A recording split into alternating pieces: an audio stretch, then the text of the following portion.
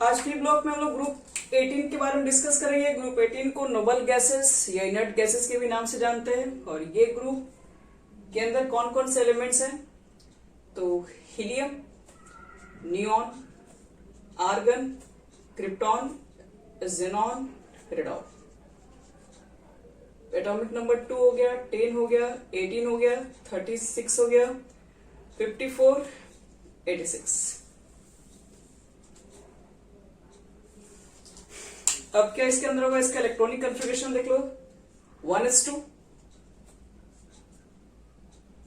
1s2, 2p6।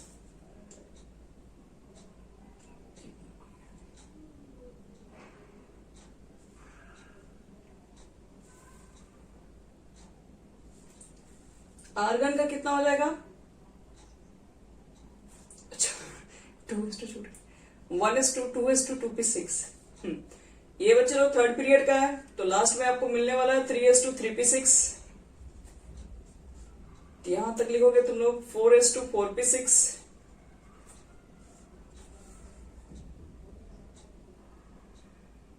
तो लिखे तो है 5s2, 5p6 और लास्ट आएगा हमारे पास 6s2, 6p6। तो ये है नोबल फैमिली के एलिमेंट्स और उनके ये है बगल में इसके इलेक्ट्रॉनिक कॉन्फ़िगरेशंस। तो अब इसमें हम देखते हैं अकरेंस। ये नेचर में पाए भी जाते हैं कि नहीं, क्योंकि सुनने में आता है कि ये सब रिएक्शन से नहीं करते हैं। रिएक्शन ही जब नहीं करते तो फिर पढ़ना क्यों है, सिर्फ इसका नेमिंग जानने के लिए पढ़ना है? नहीं, इसमें और भी चीजें हैं जो कि हम लोग सीखेंगे यहाँ पे। यानी सबसे पहले इसको लिखो अकरेंस, मिटा रहे इसको।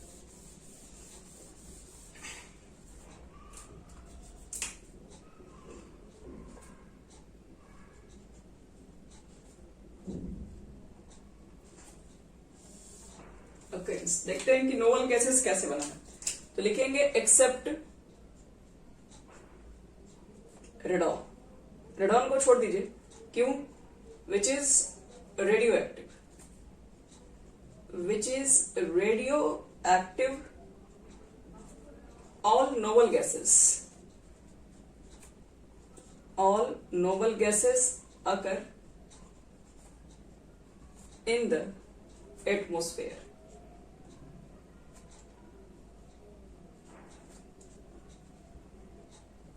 इन traces.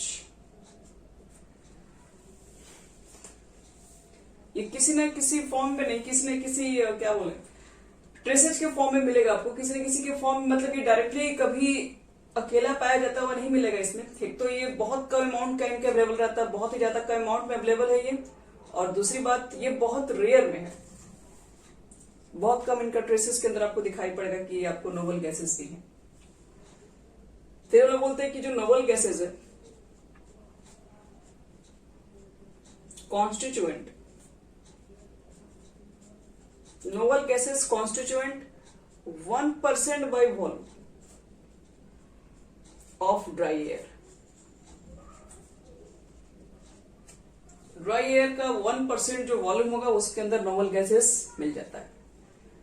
Helium is present. Helium कहां पाया जाता है? तो helium is present in pitch blend, PITCH blend, BLENDE। Helium pitch blend में पाया जाता है, या फिर मोनाजाइट में भी पाया जाता है, ये सब इसके और है। या फिर बोल सकते हो कि क्लेवाइट के अंदर भी पाया जाता है।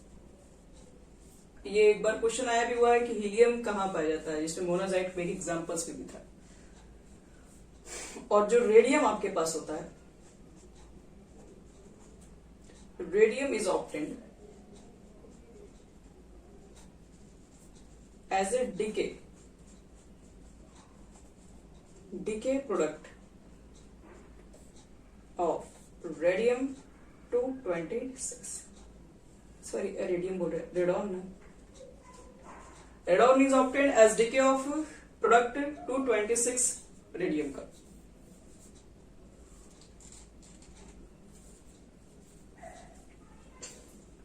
चलो, तो याद रखना इसमें रेडॉन को छोड़ के क्या रहा, ये जो भी है क्या रेडियो एक्टिव है। और जो नोबल गैसेज है वो एटमॉस्फेरिक ट्रेसेस में आपको कुछ ना कुछ मिली जाएंगी, जिसमें ड्राई एयर बताया जाता है कि 1% नोबल गैसेज होती हैं।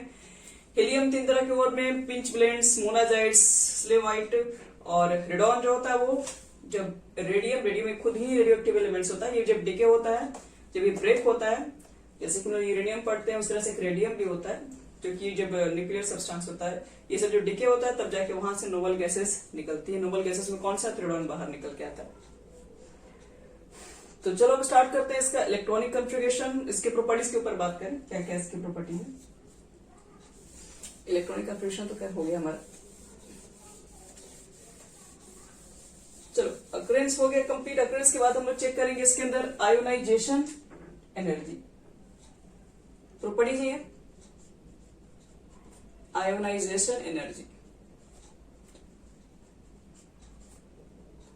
तो बताना है आपके पास डाउन द ग्रुप जाने पर क्या होगा, आयोनाइजेशन एनर्जी इंक्रीज करेगा डिक्रीज करेगा।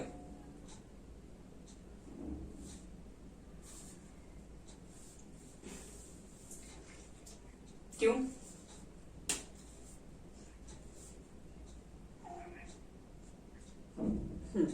तो लिखेंगे they have very high ionisation energy. In period में तो याद रखिएगा सबसे ज्यादा इन लोग का ही होता है आयोनाइजेशन एनर्जी। रीजन क्या है, तो ड्यू टू क्या बोलोगे,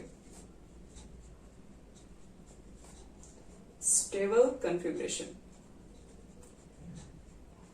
बट डिक्रीजेस, बट ये डिक्रीज कर जाएगा on moving down the group due to increase atomic size.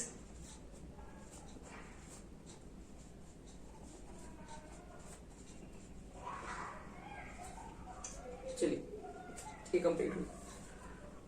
Second बात करेंगे electron gain enthalpy. Electron gain enthalpy किसको कहते हैं, इलेक्ट्रॉन लेने की टेंडेंसी को बोलते हैं। तो बताइए इसका इलेक्ट्रॉन गेन एंथैल्पी या इलेक्ट्रॉन एफिनिटी कितना होगा,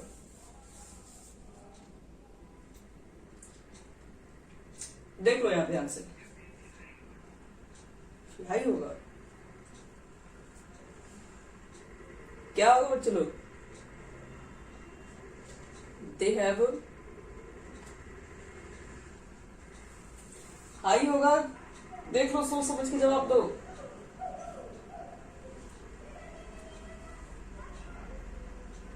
इलेक्ट्रॉन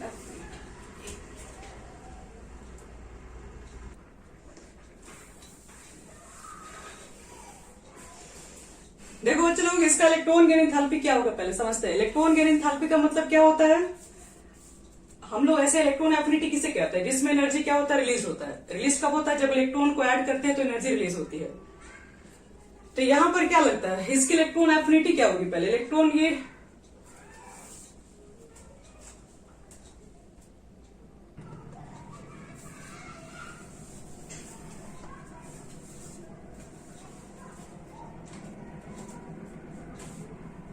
देखो बच्चे लोग यहाँ पे ध्यान से, अगर हम लोग बात करें इसमें इलेक्ट्रॉन गेन एंथैल्पी, तो देखो इलेक्ट्रॉन गेन एंथैल्पी कहां से आता है, ये इलेक्ट्रॉन एफिनिटी से आया वर्ड है।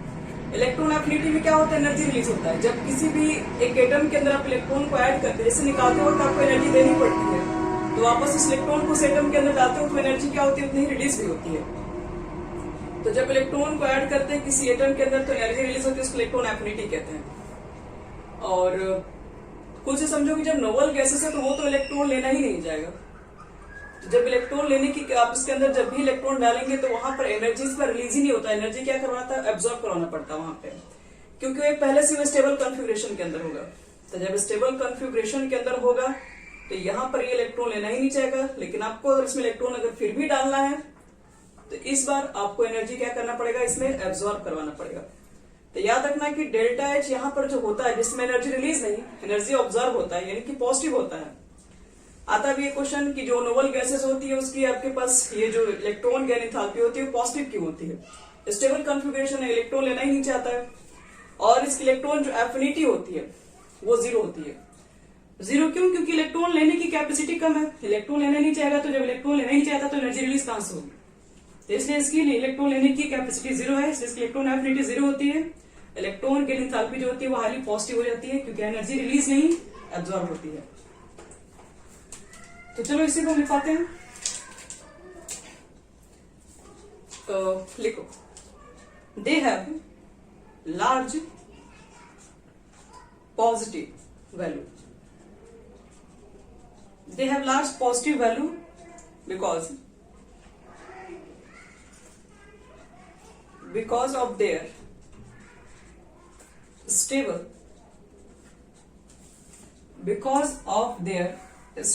configuration. Stable configuration.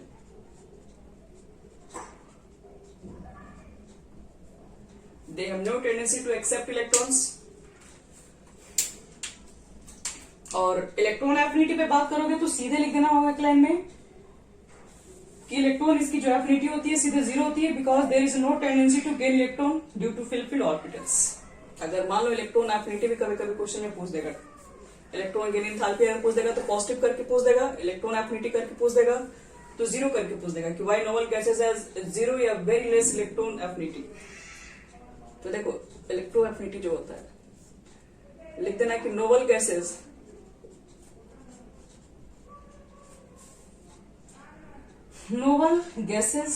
have zero electron affinity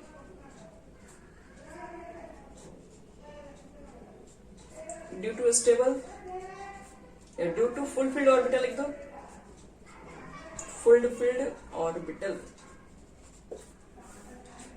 ये लिख सकते हो लोग answer.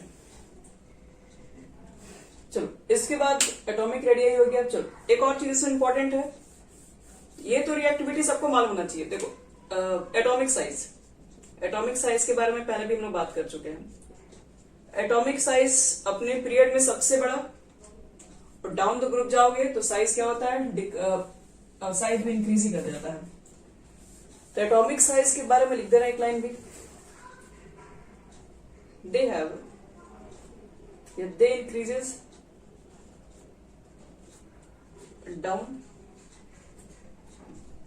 down the group with increase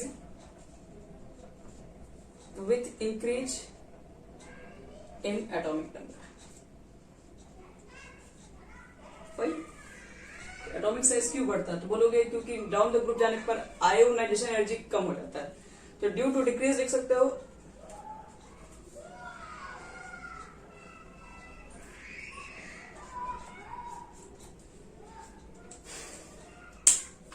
ये सब हमारा हो गया कंप्लीट। चलो अब बात हम लोग करने जा रहे हैं बॉइलिंग पॉइंट्स देख लो। इसमें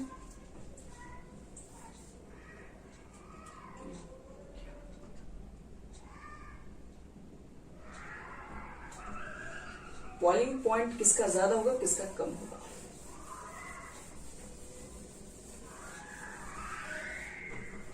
क्या लगता है आप लोग को बॉइलिंग पॉइंट नोबल फैमिली का क्या होना चाहिए? डाउन द ग्रुप जाने पर इंक्रीज करना चाहिए, डिक्रीज करना चाहिए?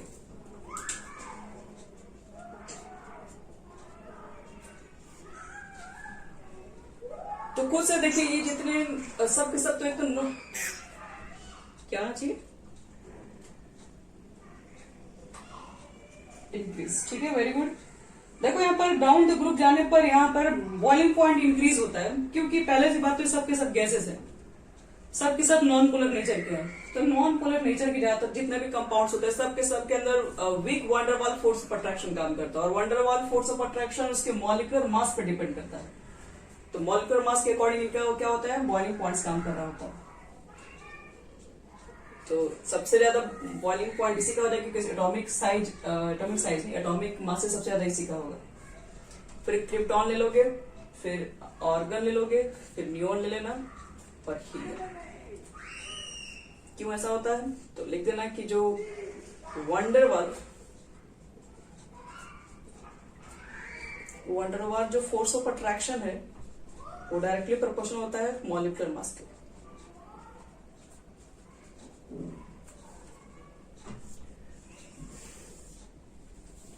चलो और कुछ नहीं है, सब खत्म हो गया इसमें। तो जितनी चीजें हमारे पास थी एटॉमिक प्रॉपर्टीज हो गया कंप्लीट। अब देखते हैं फिजिकल प्रॉपर्टीज के बारे में।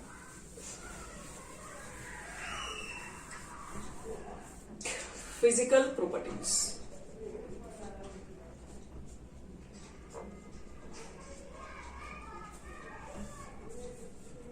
देखो फर्स्ट सबसे पहले तो याद रखना है कि सब जितनी गैसेस हैं ये मोनोएटॉमिक गैसेस हैं, ये सिंगल फॉर्म में एग्जिस्ट करती हैं।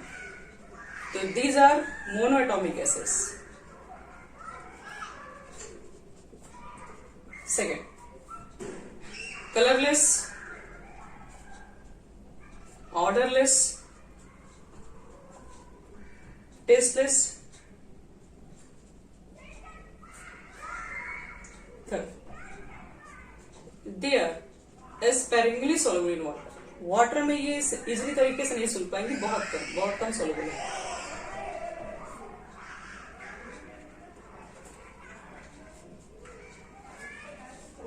Fourth number,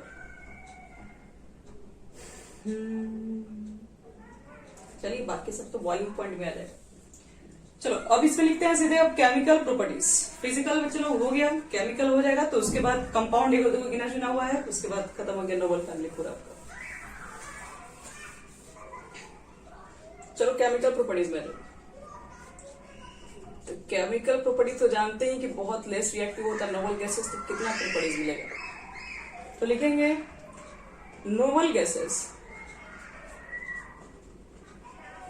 are least reactive,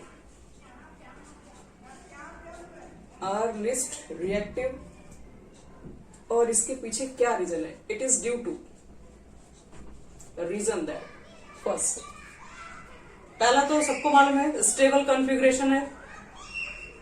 कोई पूछेगा तो रीजन क्या क्या दे सकते हैं, देखिए परफेक्ट रीजन दीजिएगा तभी आपको नंबर मिलेगा। जैसे पी ब्लॉक के टेस्ट में बहुत लोग का नंबर कटा है। स्टेबल कॉन्फ़िगरेशन और they have high ionisation energy. एक तो इसमें इलेक्ट्रॉन भी निकालने जाओगे तो काफी ज्यादा एनर्जी लगाना पड़ेगा। इलेक्ट्रॉन ऐड करने की बात करते हो तो इलेक्ट्रॉन ऐड करना ही नहीं चाहता है, तो इसका मतलब इसका आयोनेशन एनर्जी बहुत ज्यादा हाई है, इलेक्ट्रॉन एफिनिटी भी जीरो है, तो ना इधर से रिएक्शन करना चाहता है, मतलब ना इलेक्ट्रॉन निकालना ही चाहता है ना इलेक्ट्रॉन को लेना ही चाहता है। लिख देना they have high ionisation energy and less e electron affinity. तो दोनों तरीके से ये इलेक्ट्रॉन्स ना लेगा ना देगा, स्टेबल कॉन्फ़िगरेशन है इसलिए ये रिएक्शंस नहीं करता। रीजन हम लोग को इसी फॉर्म में लिखना है। तो अब बात करते हैं कंपाउंड्स के। रिएक्शन तो नहीं कर रहा, पार्टिकुलर कोई कंपाउंड कुछ करते हैं उसी के ऊपर सीधे बात करेंगे। केमिकल प्रॉपर्टीज में बस इतना ही। कुछ कंपाउंड्स हैं, कुछ कंपाउंड्स में कौन कौन से कंपाउंड्स उसी को हम लोग देख लेते हैं। एक साइंटिस्ट है फेमस नील बार्टलेट।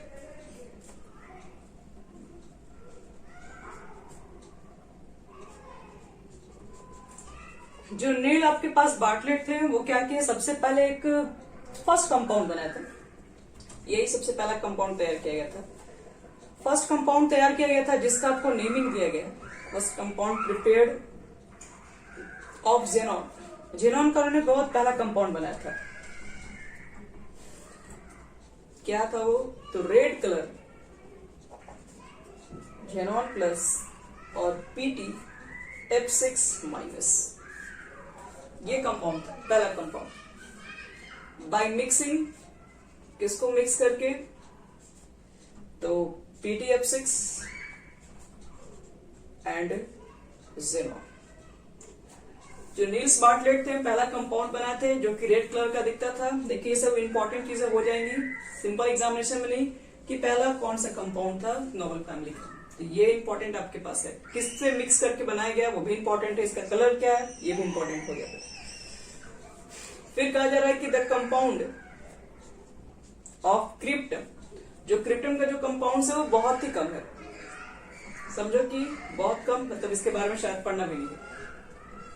और रही बात हीलियम नियॉन आर्गन, हीलियम का नियोन का और आर्गॉन का, तो कह रहा है कि are not found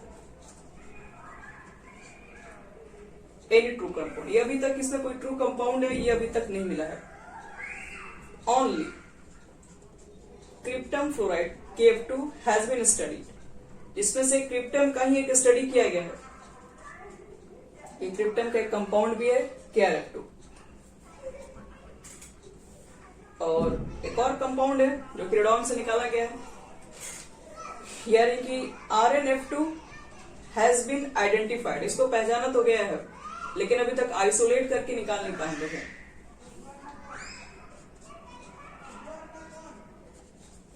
but not isolate.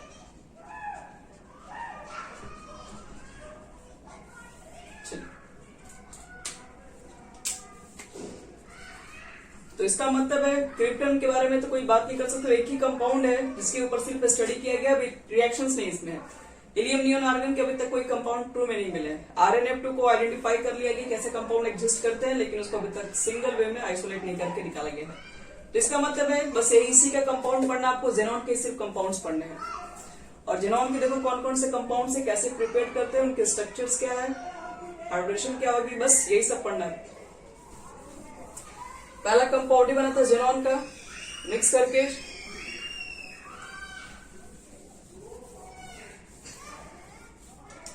चलो अब कंपाउंड ऑफ जेनॉन पे सीधे बात करते हैं। इसी का कंपाउंड बना है तो इसी पर बात करेंगे। कौन कौन से कंपाउंड बने, आपको कंपाउंड का नाम दिखा दे। एक तो बना है HCF2, HCF4 भी बना है और एक HCF6 भी बनाया गया। ये 3 कंपाउंड्स प्रिपेयर किए जा चुके हैं। तो लिख लेते हैं इसके मेथड ऑफ प्रिपरेशन कैसे बने हैं।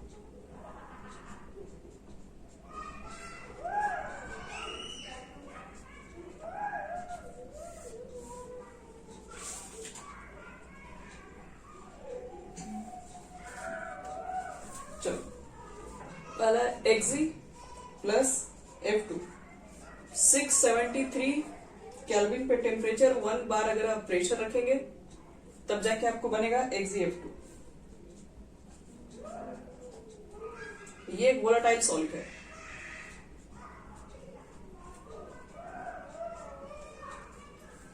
हो गया, एक ही रिएक्शन इसमें है। और अगर इसका केमिकल प्रॉपर्टीज देखा जाए, एक ही रिएक्शन है केमिकल प्रॉपर्टीज का कि Xc अगर F2 को वाटर से अगर रिएक्शन करा दें, वाटर के साथ हाइड्रोलाइसिस करवा दें, क्या बना लेता है। तो Xc F2 हाइड्रोलाइसिस है प्रोसेस। देखो एक तो Xc बनाएगा प्लस दूसरा आपके पास बनाएगा HF और तीसरा O2। यही आपको 3 तरह का मिक्सचर बनाएगा हाइड्रोलाइसिस करवाने पे।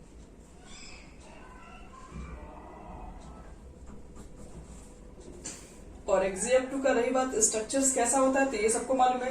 XgF2 का पहले भी बता चुके हैं कितना बॉन्ड पेयर है, कितना इसके लोन पेयर। हम लास्ट में बात कर लेंगे स्ट्रक्चर का, पहले सबका प्रिपरेशन और एक तो प्रॉपर्टीज आएगा हाइड्रोलाइसिस का, वो दोनों हम करवा देंगे।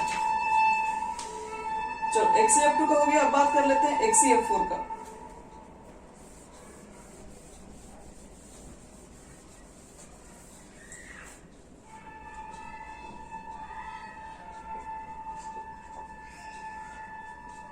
Xc प्लस F2 873 केल्विन 7 बार प्रेशर रखा गया है और XcF4 आपके पास तैयार हो जाता है।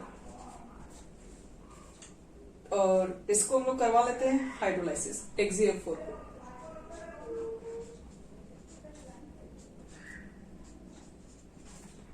और जैसे कराओगे हाइड्रोलाइसिस तो क्या बनता है, एक Xc बनता है और एक XCO3 बनता है, यानी कि ऑक्साइड भी होता है, HF भी फॉर्म होता है और प्लस O2 भी बाहर निकलता है। XgF4 को हाइड्रोलाइसिस करवाने पर।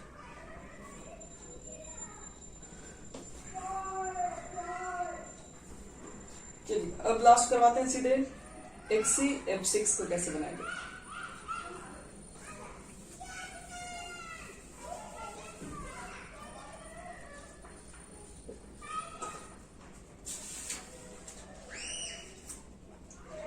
Xc रहेगा आपके पास 3F2 रहेगा। टेम्परेचर को देखते रहिएगा ध्यान से, 400 डिग्री सेल्सियस निकल ट्यूब में ये रिएक्शन को करवाते हैं अराउंड 50 atm प्रेशर के साथ, तब बनता हमारे पास है XeF6। और इसको हाइड्रोलाइसिस देखो करवाने पर क्या क्या बनता है। हाइड्रोलाइसिस तो डिपेंड करता है कि इसमें 2-3 तरह के हाइड्रोलाइसिस होंगे।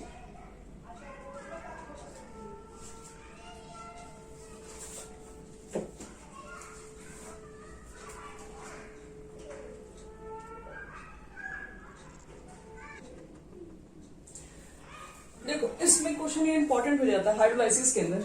इसमें हाइड्रोलाइसिस भी किया जाता है 2 तरीके से, एक होता है आपके पास पार्शियल हाइड्रोलाइसिस, एक होता है कंप्लीट हाइड्रोलाइसिस। तो पहले हम पार्शियल बता रहे हैं। अगर आपको पार्शियली हाइड्रोलाइसिस करवाना है XeF6 का प्लस H2O रहेगा, तो आप बनाएंगे क्या, XeOF4 प्लस HF। बैलेंसिंग देखो समय करने का बैलेंसिंग हो जाएगा, 2HF कर देना। अगर ये पार्शियली होगा तब बनेगा ऐसे। अगर कंप्लीट हाइड्रोलाइसिस कराओगे तो XeF6 और 2H2 होता है, XeO2 F2 प्लस 4HF। ये कंप्लीट हाइड्रोलाइसिस पर बनता है।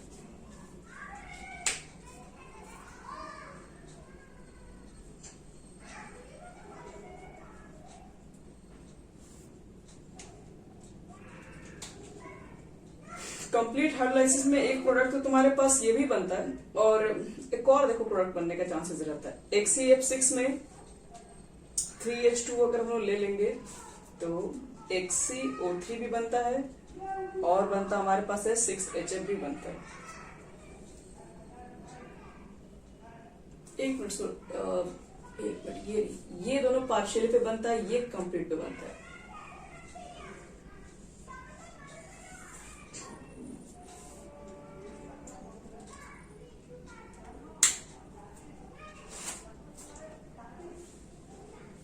इसमें XeO2 F2 होगा।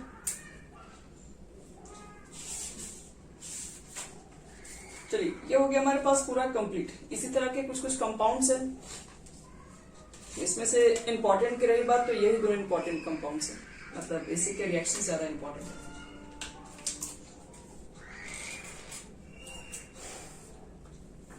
चलो अब सब में स्ट्रक्चर्स देख लेते हैं, किसके क्या क्या स्ट्रक्चर्स है, कैसे हैं।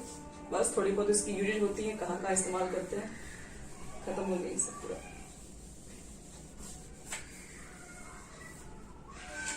चलो सबका स्ट्रक्चर देख ले रहे हैं आप।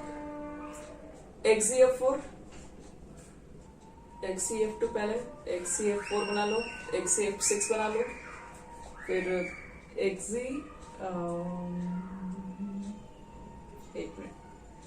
XeO3 भी बना सकते हो, XeOF4 भी बना सकते हैं।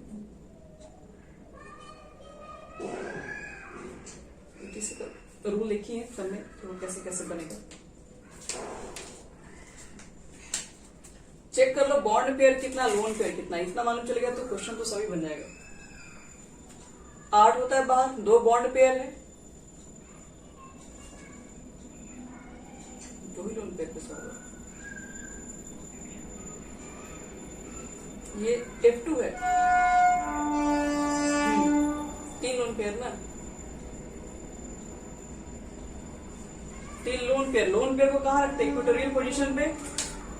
तो इक्वेटोरियल पोजीशन पे रखोगे तो क्या आएगा, X यहाँ पर आएगा, यहाँ पर लोन पेयर, एक लोन पेयर यहाँ डालोगे, एक लोन पेयर यहाँ डालोगे, तो बॉन्ड पेयर यहाँ 2 आएगा, और ये क्या बन जाएगा, लीनियर।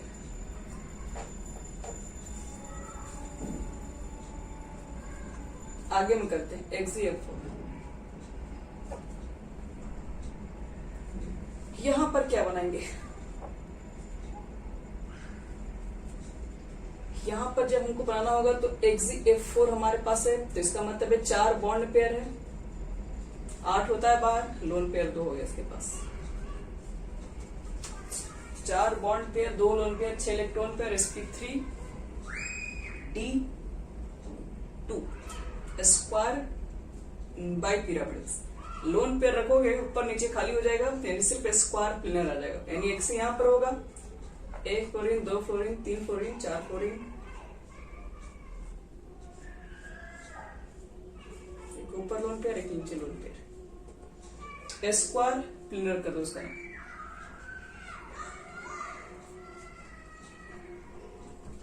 इसका देख लो 6 बॉन्ड पेयर, 1 लोन पेयर, ये एक बार बताए थे आपको हम। 6 बॉन्ड पेयर, 1 लोन पेयर, इसका डिस्टॉर्टेड ऑक्टाइडल बनता है। ऑक्टाइडल का बना देना, उसमें एक लोन पेयर डाल दिया जाता है।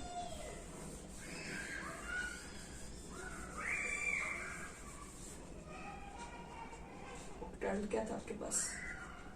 1 fluorine, 2 fluorine, 3 fluorine, 4 fluorine, 5 fluorine, 6 fluorine, ये सब रहता है। और एक आपके पास यहाँ पे लोन पेयर होता है, जिसकी वजह से ये पूरी तरीके से ऑक्टाइडल शेप का नहीं रहता है लोन पेयर आने की वजह से। और लास्ट कौन सा हमारे पास है? XeO3 का।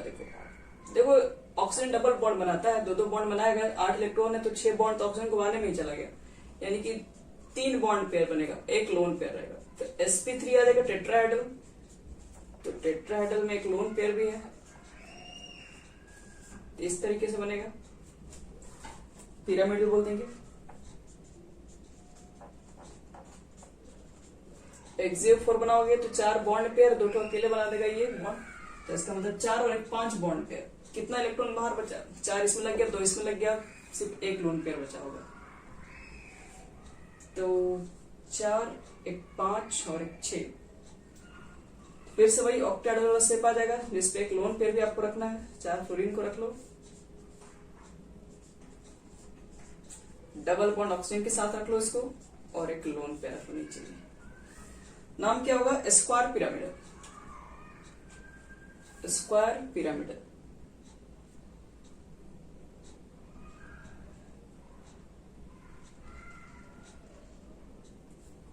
XeO3 जो तुम्हारे पास होता है वो एक्सप्लोजिव सॉलिड होता है, पिरामिडल स्ट्रक्चर में। और कुछ नहीं बच्चे लोग इसमें।